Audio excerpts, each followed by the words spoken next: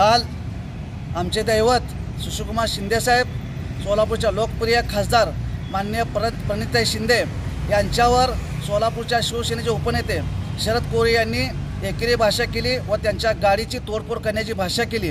आज मी तुम्हाला सांगतो, सोलापूर शहर दक्षिणची जागेचा विषय आला तर सुशीलकुमार शिंदेसाहेब त्या जागेवर मुख्यमंत्री झाले, त्या ठिकाणी आनंदराव देवकर आमदार झाले, दिलीपराव माने मालक त्या ठिकाणी आमदार झाले।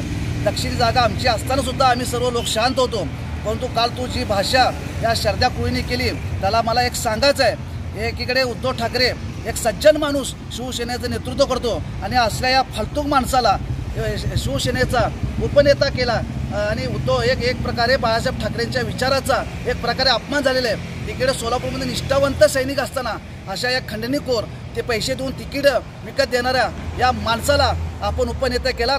यामध्ये शिवसेनेची खूप मोठी शोकांतिका आहे। आपल्याला माहीत असेल, सोलापुरामध्ये वाळू तस्करी व तसेच खंडणीखोर बलात्कारी असे विविध गुन्ह्याने गाजलेला हा शरद कोळे याला सांगायचं आहे, तुझ्या ऑफिस समोरून तू कालचे वक्तव्य केला की ताईंची गाडी फोडील। मी तुला आज सांगतो, तुझ्या ऑफिस समोरून मी आज बोललोय, तुझी गाडी ज्या दिवशी त्या ऑफिस समोर थांबेल त्या दिवशी तुझी गाडी फोडल्याशिवाय हा युवक काँग्रेसचा कार्यकर्ता शांत बसणार नाही।